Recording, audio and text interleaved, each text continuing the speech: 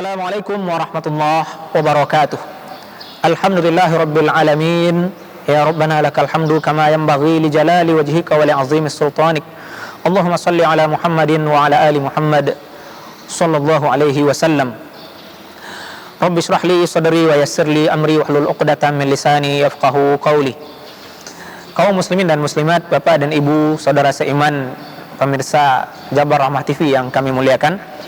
Ini pertemuan kedua kita di kajian Ramadan 1441 Hijriah ini.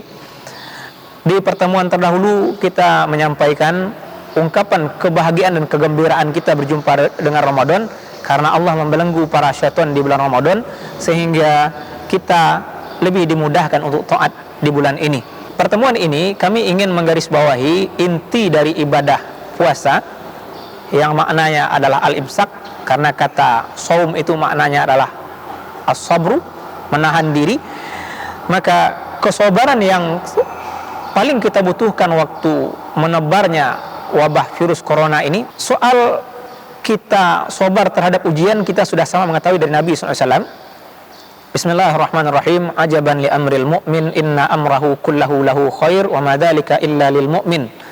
In asabathu sarra syakara fakana khairan lah, wa in asabathu dharra sabara fakana khairan lah. Sungguh ajaib, sungguh mencengangkan, sungguh luar biasa urusan seorang mukmin itu. Kenapa ajaib dan luar biasa? Karena segala urusan bagi mukmin adalah khair, adalah kebaikan. Bagaimana itu? Bila dia mendapatkan hal yang menyenangkan, dia pandai bersyukur, berterima kasih kepada yang beri nikmat.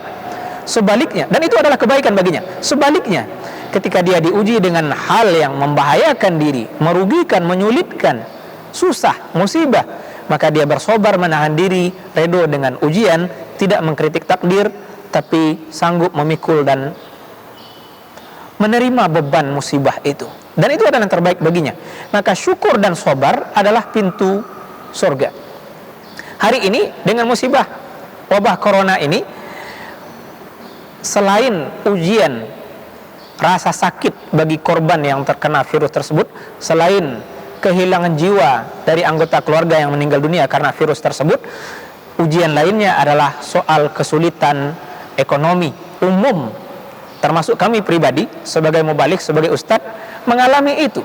Umum orang penghasilannya ada di bawah 50%, dan bahkan mungkin ada yang sama sekali tidak berpenghasilan, sehingga ada yang memilih tetap berjualan, tetap melakukan aktivitas ekonomi karena iba dengan anak yang kelaparan, iba dengan mereka, sehingga tetap mereka menanggung risiko untuk terkena virus demi menghasilkan uang. Maka hal yang perlu kita garis bawahi adalah, mari kita belajar kesabaran kepada Nabi SAW. Mari kita belajar kesabaran kepada para sahabat. Kita mendengar dari riwayat Abu Hurairah radhiyallahu anhu bahwasanya beliau menyingkapkan perutnya kepada Nabi dengan batu yang diikatkan karena menahan lapar. Nabi tersenyum dan membukakan perutnya, memperlihatkan ikatan batu beliau dua. Abu Hurairah hanya satu, Nabi SAW dua. Maka mari kita ajak keluarga kita untuk bersabar dengan kondisi sulit ini. Kita tetap harus bersyukur, alhamdulillah ya Allah masih ada air minum. Kenapa? Karena kita juga mendapatkan riwayat yang luar biasa. Abu Talhah dengan istrinya Ummu Sulaim radhiyallahu anhuma, ketika ada seorang miskin minta sedekah ke Nabi dan Nabi pulang ke rumahnya. Kisah ini ada dalam riwayat yang sahih, kita meringkaskannya. Beliau bertanya kepada istrinya, adakah yang bisa dimakan untuk disedekahkan? Istri Nabi bilang tidak ada. Yang ada di rumah hanya air minum yang mungkin diambil dari telaga di kebun kurma, dibawa pulang di penampungan, di galon atau di botol atau apa. Hanya air minum bekal istri Nabi di rumah, tidak ada yang mau dimakan. Dan Nabi melempar peluang sedekah kepada orang yang kelaparan itu kepada para sahabat, dan sahabat tidak ada yang menyanggupi. Abu Talhah lah yang menyanggupi membawa pulang tanpa konfirmasi dulu kepada istrinya. Dibawa tamu ini malam hari ke rumahnya, disuruh nunggu depan pintu, dan beliau nanya ke istrinya, ada anak yang bisa dikasih makan? Ummu Sulaim bilang tidak ada, kecuali jatah makan malam anak kita. Kita saja suami istri nak makan, hanya jatah makan anak. Luar biasa Abu Talhah menyuruh istrinya, tidurkan anak kita.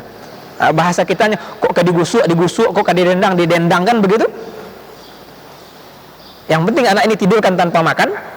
Dan beliau mematikan lampu atau meredupkan cahaya dan membuat mereka berdua seakan punya piring makan pula. Tamunya di depan diberi piring yang berisi makanan dan mereka pura-pura makan. Hal yang luar biasa.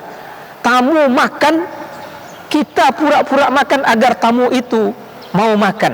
Karena kalau tamu ini tahu ini tuan rumah tidak makan, hanya dia sendiri, maka dia akan sungkan, dia akan segan.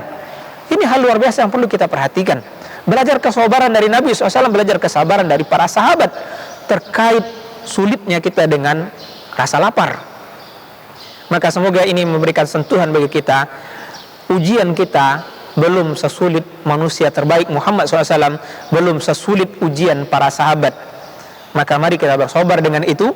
Dan kita juga pernah dengar tentang kisah muslim di Somalia yang minta fatwa kepada ulama, apakah sah puasa mereka tidak sahur karena tidak ada yang akan dimakan, tidak berbuka karena tidak ada yang akan dimakan dan diminum.